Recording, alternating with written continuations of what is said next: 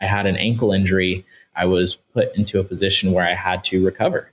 And a great friend of mine led me to my first ever yoga class. And that yoga class challenged me. It put me in a position where I was uncomfortable and I couldn't do things that people double my age were doing. And I was immediately humbled.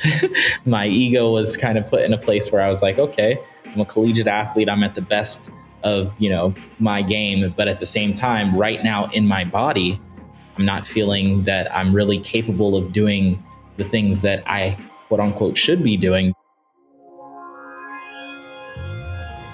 This is the Home of Healthspan podcast, where we profile health and wellness role models, sharing their stories and the tools, practices, and routines they use to live a lively life. Andrew Seeley, it is a pleasure to see you again, not just because your smile, your scenery always gives me energy and gets me going, but I love the vibe you share and the wisdom you share. So thank you for being here today. Thank you, Andrew. So excited to have this conversation, excited to have the opportunity to be here together and really to dive deep into wellness and what it means to be alive. Speaking of that, before we start, because you do so many things and you have done so many things, before we start labeling you, how would you describe yourself?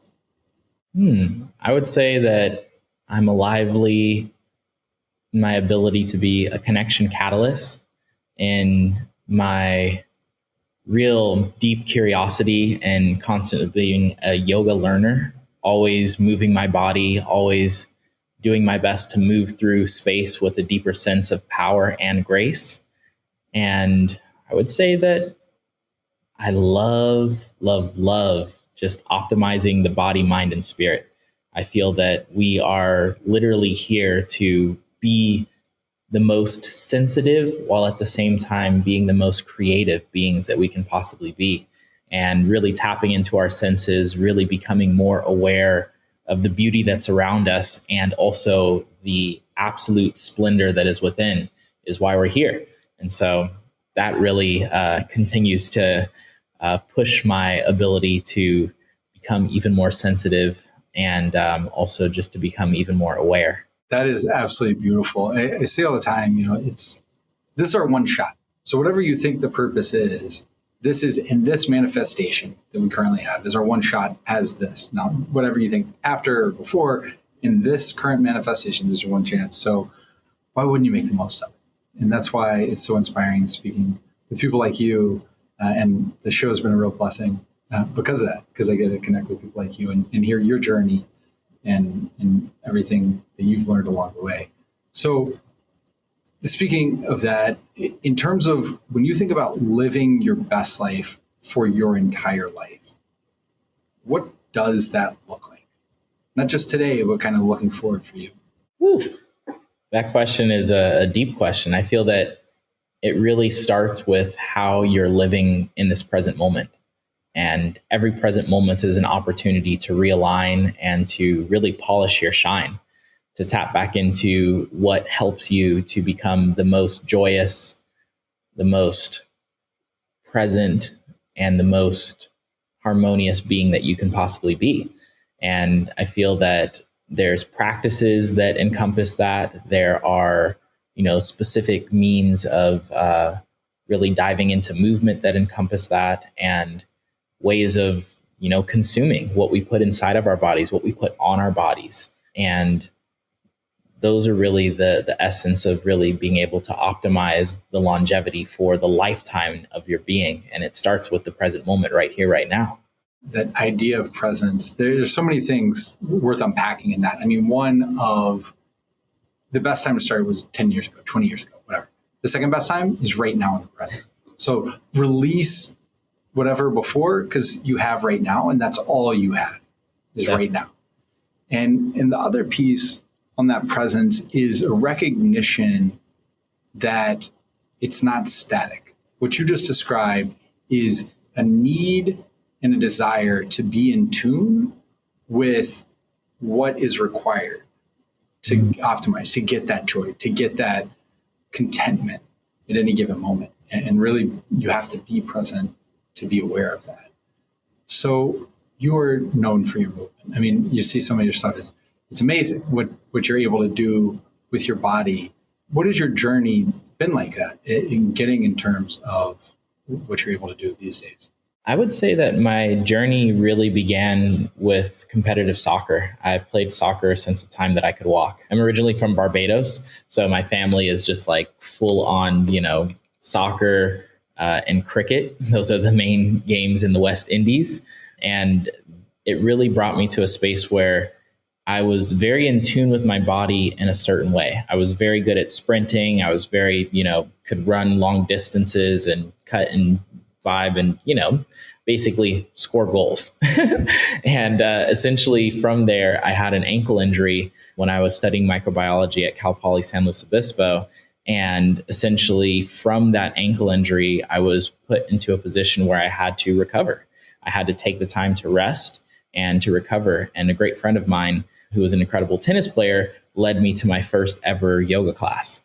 And that yoga class challenged me. It put me in a position where I was uncomfortable.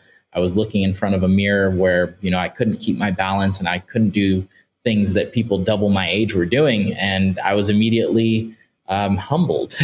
My ego was kind of put in a place where I was like, okay, I'm a collegiate athlete. I'm at the best of, my game. But at the same time, right now in my body, I'm not feeling at the best. I'm not feeling that I'm really capable of doing the things that I quote unquote should be doing because I'm a collegiate athlete. I should be able to touch my toes.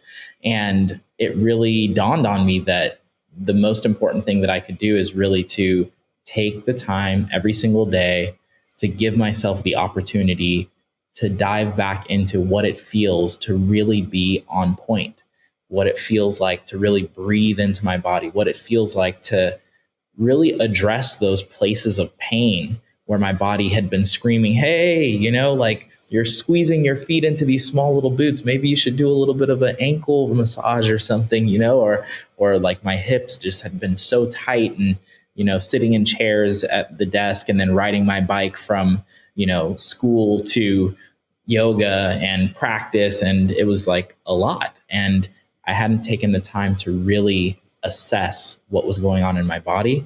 And yoga was the first step for me, really taking a big picture glance at how I could actually rest, relax, and recuperate to be able to come back on the field better than before. And I feel that was really the start of my wellness journey as a whole, because it brought me back to really being present with myself and seeing this body as my vessel for being able to, ascend and to be a success in any area of life. Really, it starts with this physical being. And ultimately, when we take the time to take that step back and see the big picture, that's when the real things that are most important to our livelihood start to be addressed. And that's where I started with my wellness journey. If okay, I'd love to dig onto that more, because this is something I've been, I don't know if it's struggling with or navigating much more recently, in that I was also a competitive athlete. I was a swimmer, right? Distance swimmer. And for so much of my life, it was teaching yourself not to listen to the signals of your body, right? You play through the pain, you swim through the pain, you train harder, it doesn't matter. And of course, you get injuries as a result, and you may end up worse off in the long run. And it seems like some of the lessons, you see how much LeBron invests in his recovery routine and everything, because that's where you get that longevity. It's something I'm having to relearn. And it's amazing. You did it in college. Fortunately, we actually had the squash coaches were big on yoga. And so they came to the swim team and did a session with us. And they taught me how to touch my toes in that one session. Like I couldn't for 4 years. In my senior year, they did it in that one session. I was like, whoa, I can touch my toes. All of a sudden, again, is how you breathe out and keep going. It was incredible. But I watch, I have an 8-year-old daughter, and I watch kids, and I think back to how we coach kids. They fall, oh, no, that doesn't hurt. Oh, no, toughen up, right? Like trying to push them through. And it's kind of gaslighting. It's saying, hey, don't listen to the signals in your body. And then they have to come to this point later in life and say, no, I have to relearn all these things I naturally knew, because as a human, we come out of the box being able to understand the language your body speaks. It's only because society's gaslighting us and telling us, no, just ignore those signals, that we lose it. How do you work with people today to help peel those layers back so they can get to that presence and speak that language fluently that you now do? It's apparent that our society has, like you said, gaslit us in the sense of not feeling. And the number one thing that we have to do is feel to heal. That's the first step. And it comes back to the breath. The breath is our access point to feeling. It's really what brings us into a deeper sense of awareness of our parasympathetic nervous system.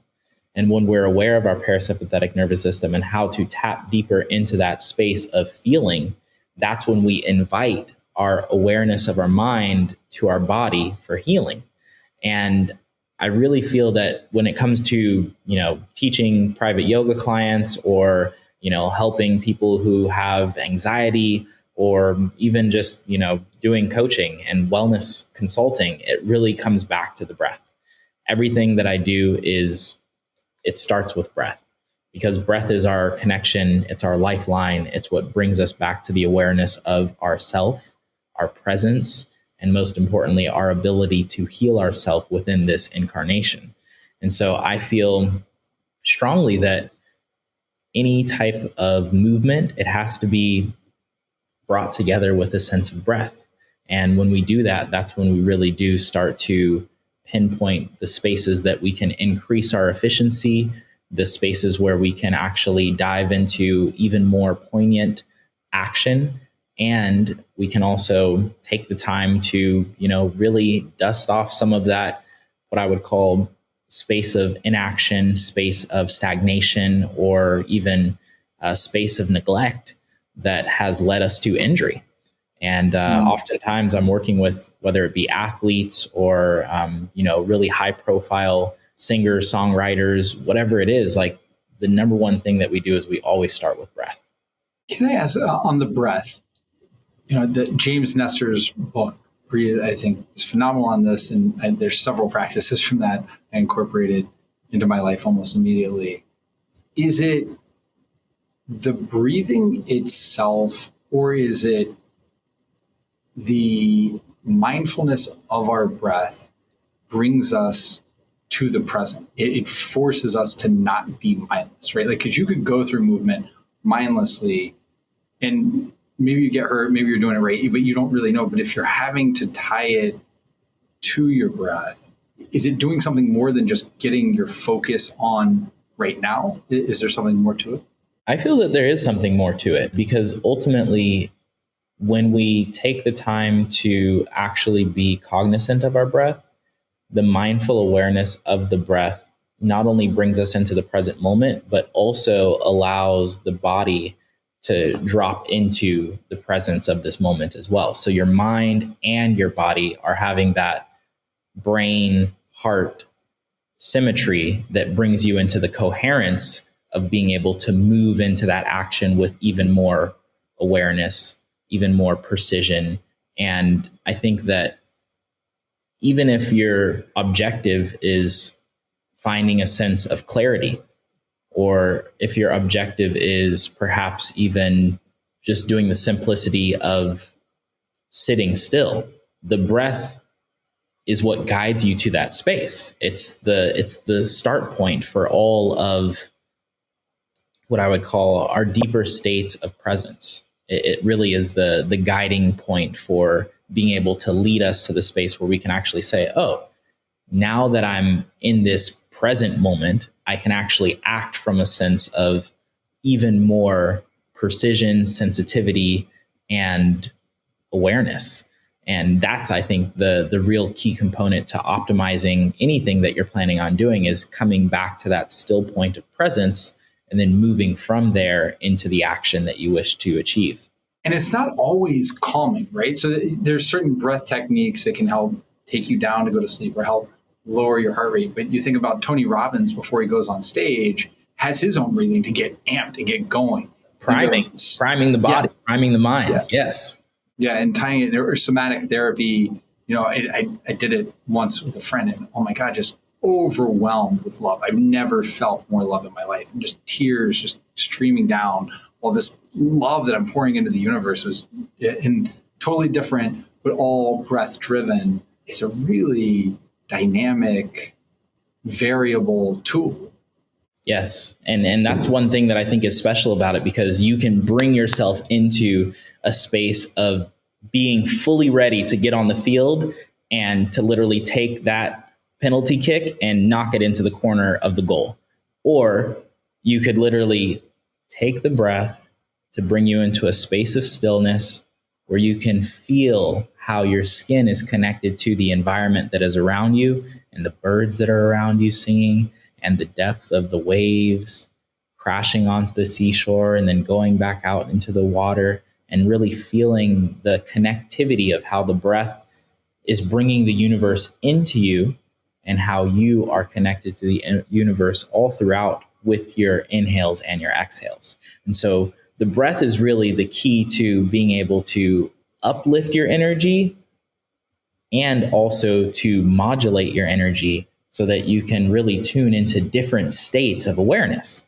And that could be bringing you into a super conscious state of precision and what I would call optimized energy, or it could be bringing you into a very subconscious state of drifting into dream state, into REM sleep, into even what they call hypnagogic states, where you can actually suggest thinking and suggest thoughts into your mind to bring forth a deeper sense of awareness of things that you wish to achieve, or perhaps even visualization of the way that you're going to wake up tomorrow morning and swim the best, 50 meter, whatever length it is. But, like it really can tap you into a deeper state of what I would just call creating that which is your reality. And so knowing this, having learned these tools and taught others, what is your kind of daily practice with that? I mean, what does it look like when you wake up or throughout the day or before you go to bed? How do you navigate that? I'm an early riser. I love getting up before the sun. One of my great teachers said, time and time, the world is won by those who rise before the sun. So I'm constantly up at, whether it be 5 o'clock, sometimes around 5:30. And the first thing that I do is I wake up, I make my bed, I get outside, get some fresh air, and take some deep breaths, and really just take the opportunity to take in this beautiful nature that is all around me. I have the blessing of living in Costa Rica. So being here, there's, birds that are out chirping in the morning. There's, butterflies flying around. And just as the sun comes up over this mountain that's behind me, I sit down and I find a nice meditative seat and I get into some breath work. I usually start with a little bit of ujjayi breath, just to really find a depth of the length of my exhales to relax into my body. And then from that relaxation point, I do a body scan just to feel into, perhaps yesterday I was doing a lot of handstands and helping a client with their handstand alignment. So, my trapezius muscles were pretty tight this morning, and just feeling into the space that I need to attune to today. After that, I do a nice little mantra meditation. And once my mantra meditation is complete, I do journaling and gratitude. And I love just tapping into things that I'm grateful for in the beginning of the day, because it really kind of sets the tone for the things that I actually need to do for the day. So sometimes I'll say, I'm grateful for my chocolate makers and how, they've really taken the time to dive deeper into the packaging. And then for that day, I may even tap into a little bit of to-dos. I need to follow up with my chocolate maker to make sure that they ordered the organic coconut sugar or whatever it is. So essentially from meditation and journaling leads into my to-do list for the day. And then from there, I jump into practice. I feel that writing out my to-do list first is like my kind of like cue for really getting into my body, because it's like, okay, like I'm still feeling the physicality of my trapezius muscles being tight, or, maybe it's my hips today.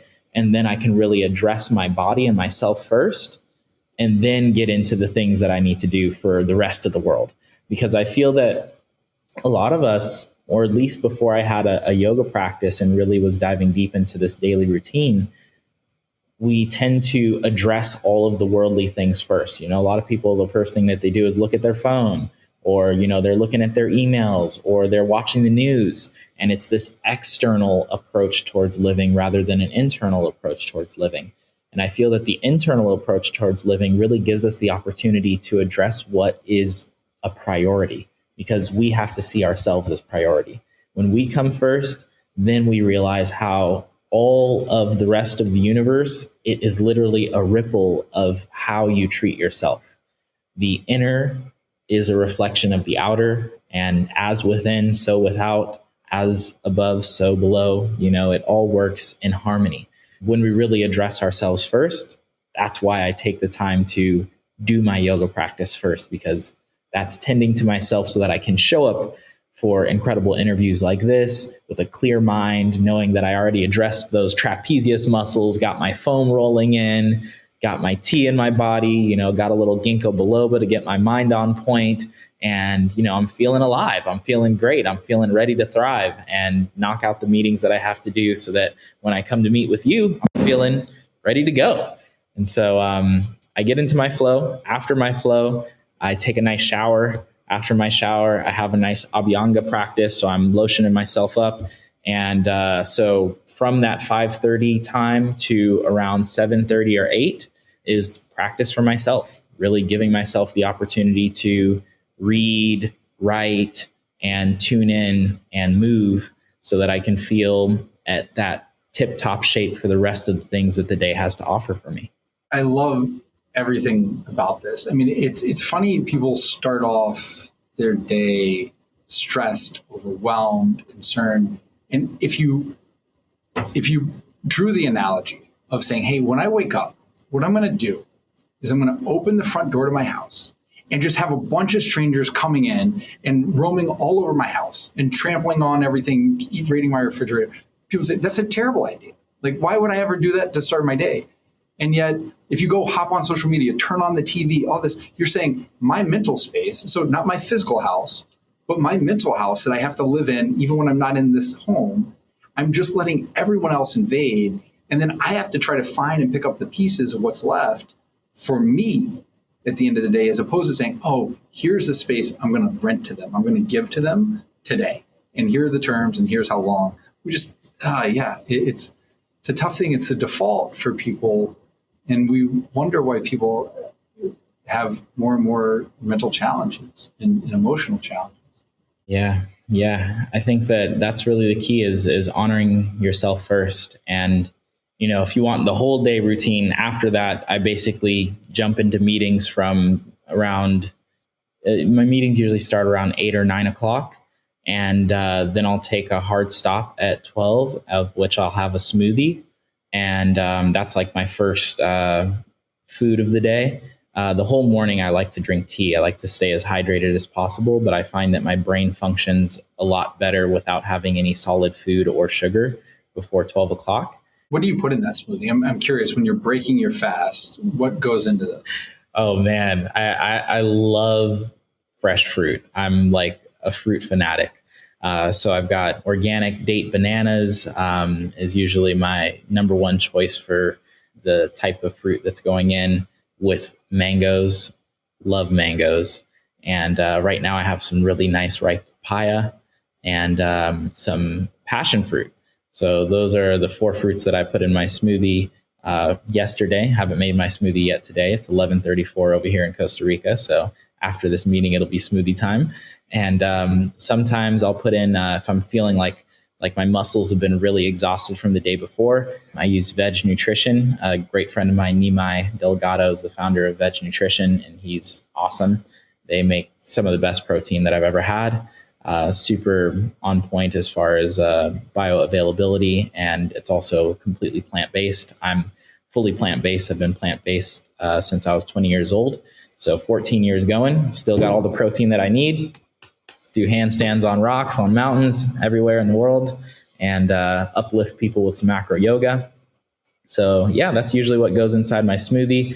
Every now and then I'll scoop in like a scoop of I have these Anima Mundi apothecary goods. They have like Happiness, which is like a coffee alternative that has like Mucuna and, you know, a bunch of different really great herbs for getting the body up in the morning, ginkgo biloba, all these kind of things. So yeah, just whatever I'm feeling for the day.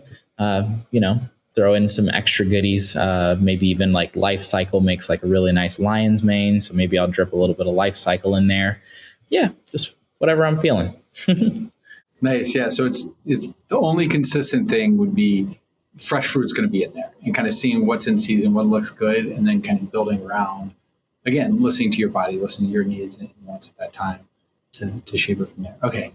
All right. Sorry to go off track, but I was curious. No worries. Yeah, I'm all about it. I mean, veg nutrition is probably like, you know, like every other day I'll crack in some protein because I have a pretty protein rich, just whole plant diet, like around 2 o'clock or 3 o'clock based upon meetings or so. I'll have my first meal of the day, which is usually consistent of, you know, lots of, I love quinoa, tons of greens. I do like avocado sauces. I'll make like avocado with some cashews and some nutritional yeast and some, you know, Scotch bonnet peppers and throw in a nice little spice to it. And yeah, man, I love to throw down some good food, some lentils, mushrooms, you know, I love cooking. And every now and then I'll have like a little bit of rice or something and top it off with a, you know, like a little side of maybe like some plantains. I love baked plantains. So that's kind of like my 2 o'clock, 3 o'clock meal. And then towards the evening around 6 o'clock, I'll have another meal once all my meetings are done. And then I usually get into bed around 10 o'clock. So usually in between that 6 o'clock, like I like to get a little bit of movement in and just kind of assess my body for time before I get into my night mode, which is ending with I turn off all my lights at 7 o'clock. So it's either candlelit reading or meditation. And that's really the best way for me to stay on point. And every now and then, you know, I'll go out and I'll have dinner with friends, or I'll go to the beach, or, you know, I'll go to the waterfall for the day, or, you know, there's definitely some differentiation of my routine, but I like to keep it pretty consistent. I feel that consistency, especially Monday through Friday, brings me a lot more, what I would call just like sense of just knowing what comes next, and also a deeper sense of accomplishment at the end of the week for like actually staying with the things that I needed to get done. And it just helps me become more productive and progressive. So that end of day movement, how does that vary from the morning? So the morning you did that body check-in as you were doing your breath work to inform what the morning routine looked like. And then you go about the day and things happen, and you know, you're working with certain clients and different stuff. What is that nighttime movement? Is that another reassessment? What is happening in that? Nighttime movement is definitely like, I love sunset meditation. I love just staying with the circadian rhythm of life. Like when the sun rises, I'm up, hopefully before the sun rises. Most days, yes. Sometimes on the weekends, no. I do like to go out and get my dance on. But then in the evenings, my number one goal is sunset meditation and taking the time to foam roll. I am like all about the fascial system. And I feel that reconstructing the fascial system through breath and foam rolling, and like really taking the time to get into those little nooks and crannies of the body, is so imperative for being able to live your best life, because the fascial system is literally the system that encompasses all of your muscles and connects your muscles to the bones through the ligaments and the tendons. And we forget about the fascial system and how imperative it is to keep a healthy body. And so I love foam rolling. I use rad rollers. Like, they're the best. They're absolutely next level. And I'm gonna kind of like take you on a little tour, because here we go. Some of the things that I can speak to. So this is my wonderful little tea area. I love tea in the morning, as I was saying. And this morning I put a little bit of the happiness, the Anima Mundi happiness in there. And this is my hydration. So I've got a hibiscus tea, and then I also have a Gaiasthema tea there. And wow. Yeah. I'm a tea fanatic. Like, I love tea to the point where you can see that's my tea shelf. Wow. Types of teas from all around the world, most of which are from the Secret Tea Garden in San Luis Obispo. Super awesome space. And then, we've got some moringa over here. We've got some sun milk, some golden milk. And this is my fruit bowl. This is where I've got all the ripe fruits here that I throw inside my smoothie, keeping it simple. So sorry, the ones right behind the bananas, you showed me those last time and I hadn't heard of them. What are they again? You said they're in season. Mangosteen. Yeah. You got to realize, so the mangosteen is the Jewish uncle of the mango. Okay. So mangosteen, it's an easy way to remember it. Those are the bomb. And then, Vitamix is over here. Water filtration is key. Anywhere that you are, fresh water, like water is what we are. So it's so important to keep the body hydrated. And what filtration system do you use? I use the AquaTrue. AquaTrue is incredible. This is like by far, I would say, one of the, it's highly recommended by doctors and just, people who know about science. And what it does is it not only does the reverse osmosis, but it also remineralizes the water. Oh, wow. Okay. Because I know that's a big deal. Yep. You got to get your minerals in. And I particularly am all about like really getting minerals from plants and all that kind of stuff. But at the same time, you got to realize that if you're stripping your water of the minerals, then you're putting water in your body that doesn't have like the essence of the water. And if it were up to me, I would be drinking water from the spring that is down the way every single day. But that would be, hauling up big 5-gallon jugs every single day and all that jazz. So I use AquaTrue. It's easy. This is my foam rolling corner. So I got this is the rumble roller here. This thing is absolutely incredible. And then I use rad rollers. They make some of the most incredible. This is literally like next level. I travel with this because the Hilux is epic. I put it right on the occiput of my neck and just do some foam rolling on the occiput of my neck and then get all the way down my spine. And I'll get like literally, 5 to 10 really nice cracks and pops throughout my spine. Pop. Exactly. It's incredible. And so that's kind of like my little daily routine. And this is where I practice. I love practicing outdoors, getting fresh air.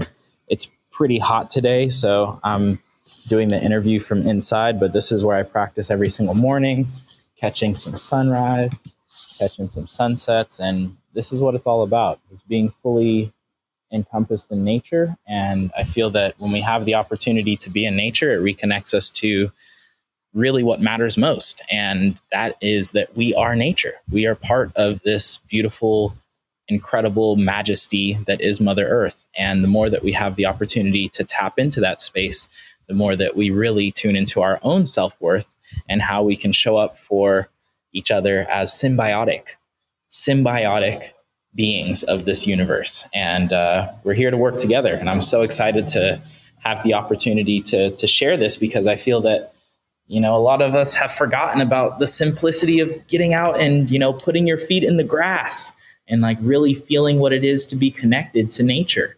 And so back to my evening practice, lights are off, I'm foam rolling, I'm relaxing, I'm making sure that my body is hydrated. I really do my best to eat around 6 or 7. So I have at least 4 to 5 hours before I go to sleep, so that my body is fully digested, so that really my sleeps are really restful and really relaxing.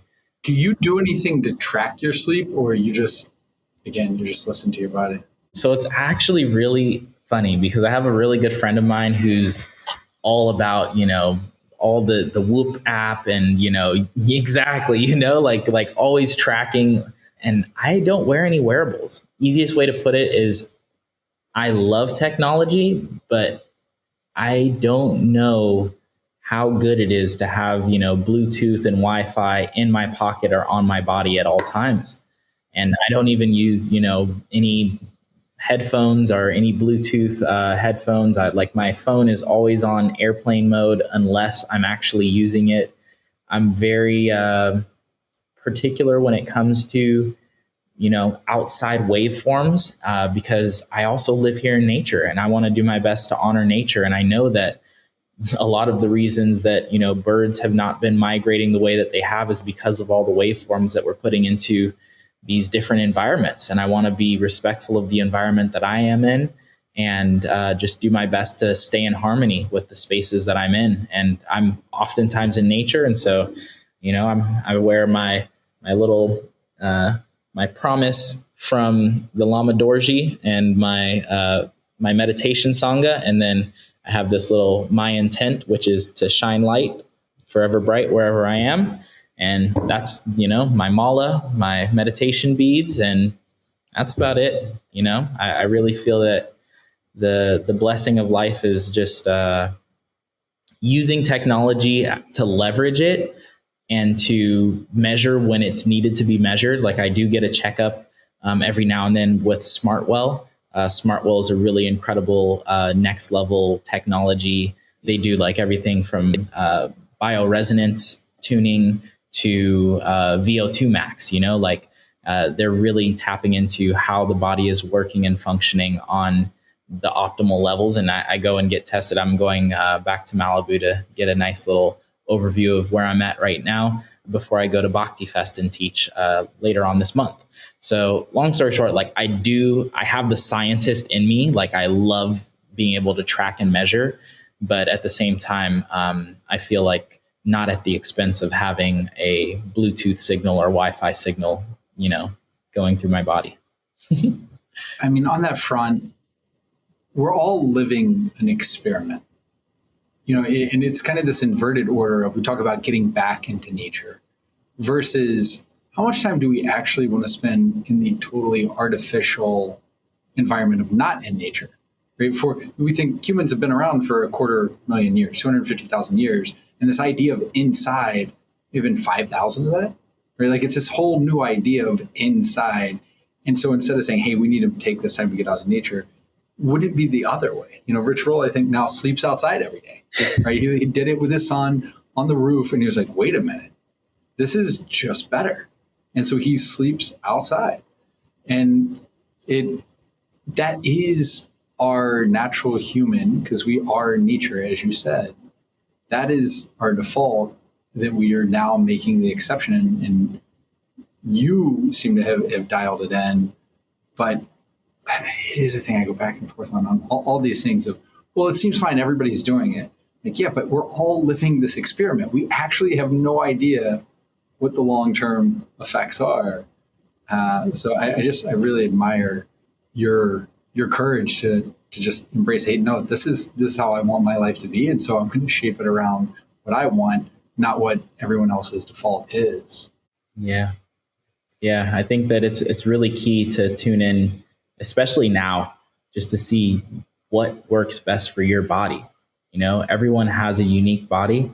And the beauty of our existence is that we've had the opportunity of getting an idea as to what works best for the human body. And I really think that number one, fresh air. Number two, clean water. Number three, actually, number one is sunlight. That's where all the energy on the planet comes from, right? Definitionally, right? The plants soak it in, the animals eat the plants, we go through. It's all from the sun. Yeah. Yeah.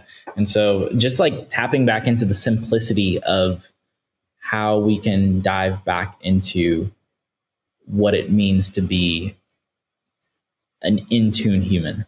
And humans are not that far from, bonobos, which are our closest relatives. And we just have to tune back into the simplicity of what it is to be in harmony with nature. On that, you reference with Smartwell, like VO2 max sets, tests and things. And so I'm curious, with your movement practice, your fitness, is it all yoga related, or do you do anything around cardio? Do you run? Do you bike? Do you swim? Do you do other things? I just saw a beautiful pool. Yeah. I swim for fun. I go out in the ocean. I catch waves. I go surfing every now and then. I go bodyboarding is the way, really. I love, getting out into the ocean. I really enjoy hiking. I do trail running. I'm a nature boy. Like I'm not like, in a, like I used to ride my road bike every now and then. And I used to commute to and from work on my road bike. But now, I live on the mountain in Costa Rica, and my number one means of what I would call exercise is yoga. And it's not just, my own practice, but it's also literally physically lifting up my clients and decompressing their spines and moving them through movements to help to open up their bodies and to really just bring them into a deeper sense of awareness of their breath and also to decompress their spine. And so that in itself requires a lot of strength and is also very taxing on my body. And so I'm doing weightlifting, but with real people. Yeah. So yeah. I would say that the majority of my physical exertion is through that. But, this past weekend, I went on a trail run at my cacao farm. I have a wonderful cacao farm here in Costa Rica, and I just felt like running through the forest and like really getting some fresh oxygen. And I wear Vibrams and I get my 5 fingers open and I'm just out there jamming through spider webs, flying by. And I love that. Like, I feel like it's incredible. And, every now and then you come upon 2 scarlet macaws just hanging out in a Guanacaste tree. And you're just, you take a second and you take a deep breath and you're just in nature. And I feel like that feeling you can't get it anywhere else. You got to really tap into those moments of coming back to the primal energy of what it feels like to run through the forest, what it feels like to be like full blast. It feels great. And that for me is feeling alive. That for me is being alive. And that's what I want more of. And that's what I wish to share with more people on a day-to-day basis. And so that's really a lot of the reasons why I chose to be here in Costa Rica, because back in the day when I was living in Venice Beach, I had a cool apartment near the beach. I could walk to the beach, but I'm still inside of a box, inside of a place that, has cars driving by every single minute of the day. And my sleep is being interrupted by wild people yelling or, the ambulance riding by or the police chase or the helicopter. And it's just like, that to me is not really the lifestyle that I wish to live. And for me, really being in harmony with nature and really finding that sense of the essence of what it is to be fully engrossed in trees and the fresh oxygen and the connection to the sloth that is in my tree outside or the birds that are flying by, it's like that to me is the real magic of living. And for those that might not have been able to see the environment, right, if you're just listening, I mean, Andrew's surrounded by floor to ceiling glass. It's looking out over this amazing canopy of trees in Costa Rica. So he is living in this incredible kind of treehouse environment, really one with nature, which is inspiring. In terms of, you talked about trying to get most of your minerals from food, but obviously you want the water to be as natural. So there's remineralization happening there. So you're supplementing back in the minerals there. There's the veg protein that you sometimes add. Are there any other supplements? You mentioned a few, but any others you take? Like, do you need to add in magnesium or vitamin D or anything? Or is you like, look, I'm out in nature and I'm getting it? I don't do a magnesium just because I feel like adding specific vitamins to the system is kind of like the easiest way to put it is it's almost like discarding the body's ability to absorb the nutrients from the foods that you eat. Let food be thy medicine. Truly a quote that I live by. And my goal is really to find all of the biodiversity of what I'm eating to be the fullness of what I'm receiving, all of the minerals and vitamins of that's going to make me my optimal self. So I don't supplement any specific vitamins. I don't take vitamin C. I don't take vitamin D. I don't take B12 or any of that kind of stuff. Like even, though I'm a vegan and they say vegans lack B12, I eat mushrooms and I eat organic veggies that have dirt on them, and I just chop them up and I'm like, bam, there goes the beet inside the salad. Woohoo. That's how I get my B12, and when it comes to specific herbs are incredible. Plants are the medicine. So every now and then I'll take, this is a cerebrum. This is from Anima Mundi. It's got lion's mane, brahmi, which is a really incredible Ayurvedic herb, ginkgo biloba, which is, known by Chinese and the ancient Chinese, this is like one of the best herbs. Gotu kola, incredible for the brain. It looks like a brain. And then holy basil and rosemary. So this is a tincture, it's got really great plants that are helping for brain tonic and increased cognitive performance. And reishi in the evening, this is my jam. Life Cycle, great friend of mine, Julian. Woo! He's an awesome Aussie, really great dude. Lives in between Australia and New Zealand. But yeah, this is reishi with the fruiting body and also the mycelium. And they also put really incredible plum, which is called kakudam plum.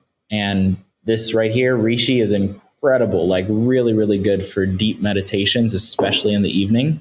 Reishi mushroom is one of my favorite mushrooms, like for relaxation and like deep, deep relaxation.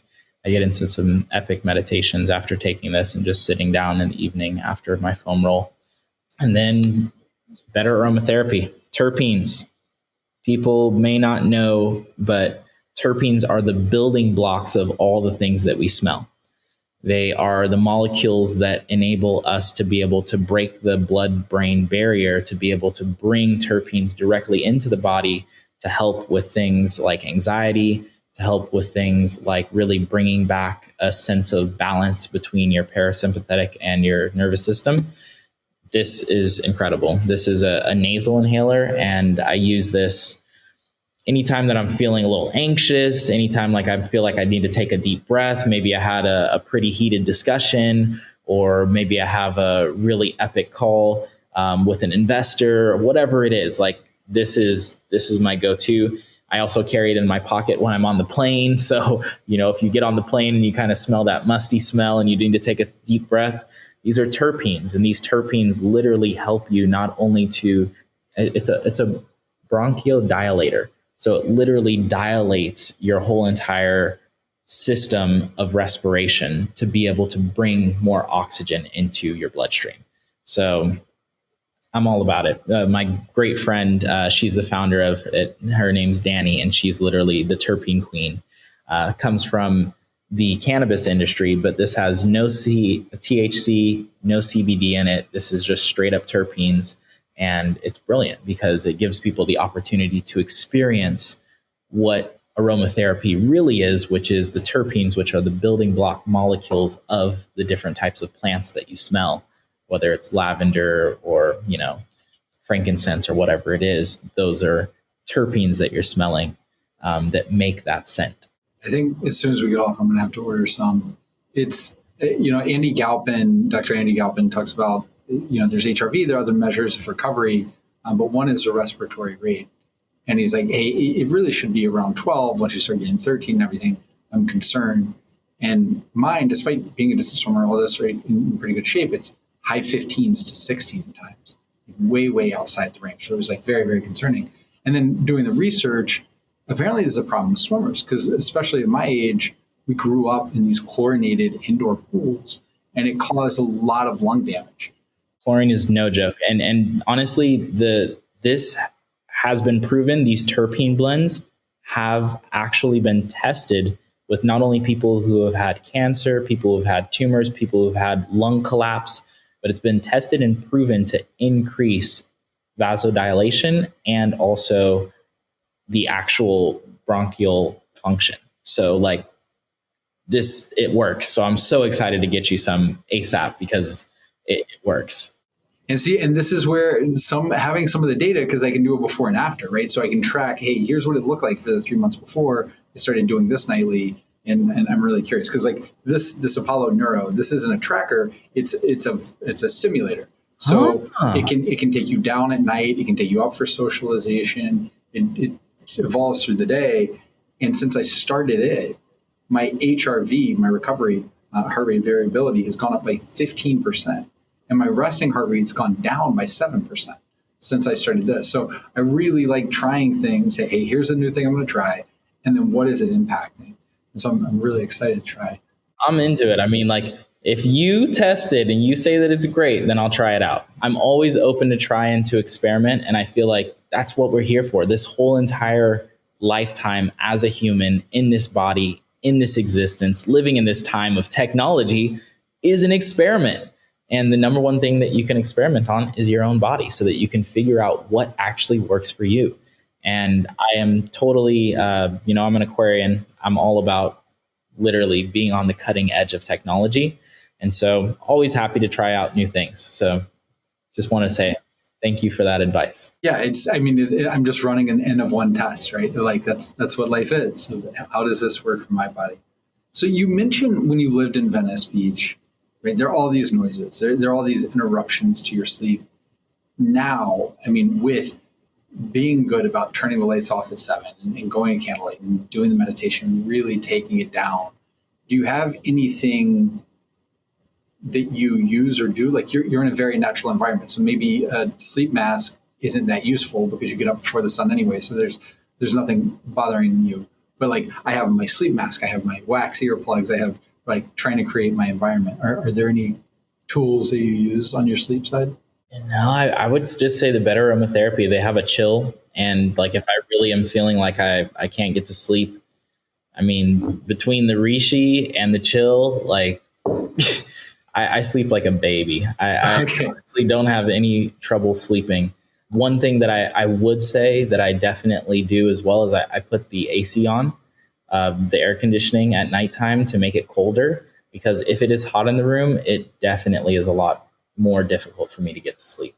So I just want to, say that hands down, if you have a cooling blanket or, if you have some nice, ambient air, if you can sleep on your rooftop and it's really nice and cool and chill outside, why not? But those would be the things that I would say really help me for getting to sleep is the chill from better aromatherapy, the Rishi from Life Cycle, and just a little bit of AC. And every now and then some evening tea, like maybe a nice warm drink. And I really think that making yourself feel comfortable. I always shower before I go to sleep, and I always shower after I yoga practice, 2 showers a day. Like, highly recommend it. I really feel that water on your body is like one of those signals to help you to either relax. In the evening, I take a warm shower so that I can really get into that very relaxed mood. In the morning, I take a cold shower. So I'm like, let's go, And so that works for me. Most of what we've touched on is really internal looking, right? Like what are we putting into our mind, on our mindset, and the breath, what we consume, how we move our body.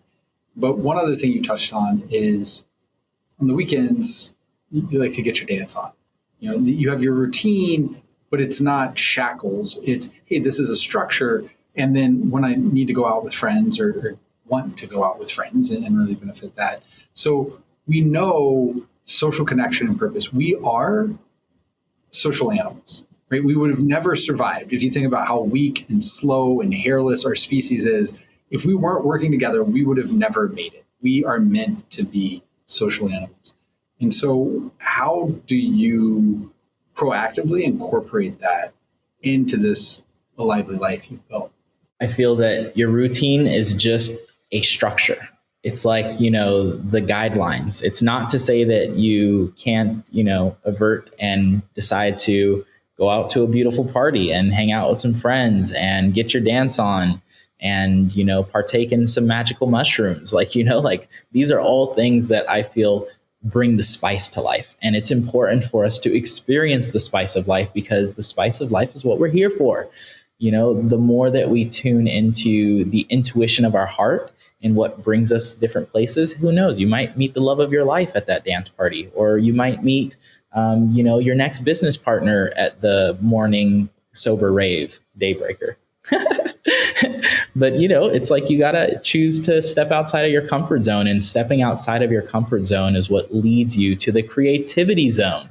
And I feel that so many of us really get into this regimented thinking that it has to be this way without having the flux and the what I would call fluidity of living in creativity.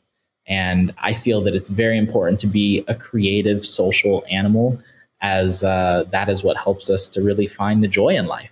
Are there any tools you use for it, or is it like you can kind of sense when you're depleted, say, I really need a night out to dance? Or is it, hey, there's just this great event, and I know there's this great event, so I'm going to go schedule and go do it? How do you incorporate it, either reactively or proactively? Just to maybe, if I gave my own example. So I was very internally focused on like, hey, here for fitness, here's how much time I have, right? I know what my schedule is. When I go to the gym, headphones in, don't interrupt me. I'm just doing this. When I go swim, it's in the ocean. It's by myself because I can do it around my schedule, et cetera. And only more recently did I understand how important the social connection side was. Mm-hmm. And even like going to bed, hey, I don't want to be the social jet lag on the weekend. I need to stick to my schedule, et cetera, et cetera. And as I learned the health benefits and psychological benefits and saying, hey, look, this is on par with your exercise. This is on par with your nutrition. You need the macronutrients of social connection. I've stopped wearing headphones in the gym to enrich in my relationships there. I've stopped swimming by myself every time. Like yesterday, I landed at the airport, drove straight to the pool because my friends were swimming right then, and jumped in and got to train with my friends, right, to go do that. On the plane, just started chatting with you. I just went to Greece. The guy sitting next to me on my flight to Athens said, where are you going? I'm going to Idra. Tiny island, no cars, just goats. And he's like, this is where I'm from. You go to my brother's restaurant, second best view in the entire world. He shows me a picture of his brother with Jeff Bezos. Bezos' yacht out. I go there. They give me this book that the dad had written and all like it. And then I got invited to their niece's wedding that's next year because she was there playing. Like, that never happens if we shut ourselves off to it. But it had to be, for me, hey, this is a proactive practice that I have my AirPods, but you know what? I'm going to wear them a lot less because they're taking me out of society and putting me inside my head. And so I guess I'm asking that of like, you're very deliberate on, hey, here's what my routine is, here's what I do. But how do you make sure that doesn't become overwhelming and you have those opportunities for the serendipity, for the going out and dancing, knowing, hey, sleep's important, but so is going out and dancing, right? On that same trip to Greece, like I did not sleep well, right? I was out dancing every single night and it was amazing. That's the way. That's the way. I feel that it really comes down to choosing at least 2 days in your week of your 7 days to allow yourself to have free flow. And free flow means that you can utilize the structure of your routine to allow you to have your routine. But if someone or something or a feeling invites itself to say, let me step outside of that routine, do it, do it, do it, do it. Like you said, like, you took off your headphones and next thing you know, you're talking to this dude that knows a lot of the people of the place that you're going to and can give you this experience. I feel like that's the beauty of life, is really allowing yourself to be enriched by the experience. And it comes back to presence. If your headphones are always in, then you're not present to the world around you. If you're only doing the regimen that includes yourself, then you're not present to the beings around you. This is a social experience. The reason that we have each other is to connect. The reason that people call me a connection catalyst is because I'm constantly bringing people over my house and saying, oh, you don't know this person? You should get to know each other. Let's have dinner together. Let's, hang out. Let's do a yoga class. Let's go to the beach. Let's do some acro yoga. Like, I really feel strongly that we're living in the most pivotal time in history. The 6th largest extinction of all species. And humans are the most intelligent of all these species. Let's get together and find solutions. Let's get together and really create a positive impact on not only ourselves, but our friends around us, our neighbors. Do you know your neighbors? When was the last time that you brought your neighbor a nice mangosteen? Or, just like said hi, like, let's do these things that really bring us back to the beauty of life, the beauty of living, which I think is living in community. And that's literally why I live here in Costa Rica. That's a lot of why I travel the world and continuously touch these different communities, because I see the value in really uplifting people around me. And I know that in doing so, it's only going to keep that ripple of inspiration, of creativity, of stepping outside of the comfort zone open for others to do the same.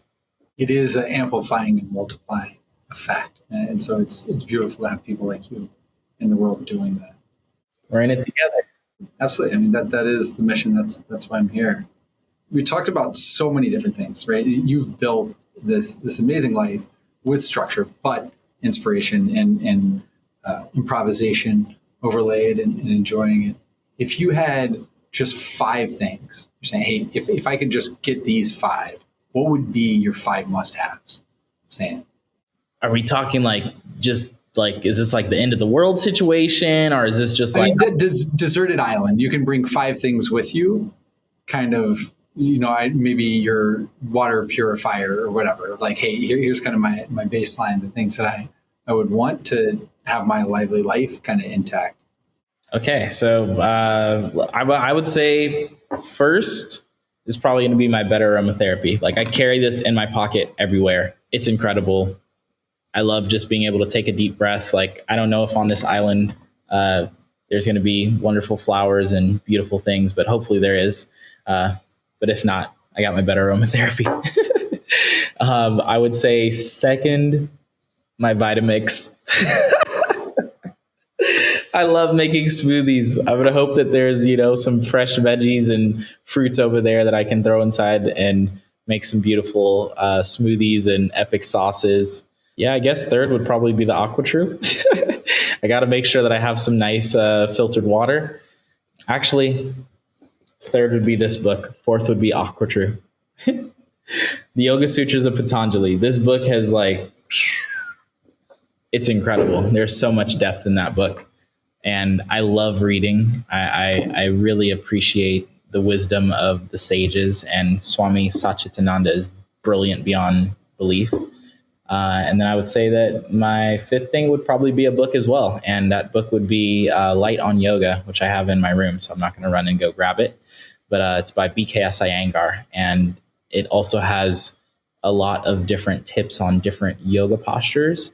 And they're not only how to get into those postures, but how to sequence them, and then how to feel their effects, or kind of like the effects that could be felt. It's really just a beautiful guideline for diving deeper into the body. So, yeah, because I feel like we have a lot of the resources to be able to affect the body. It's just a matter of knowing how.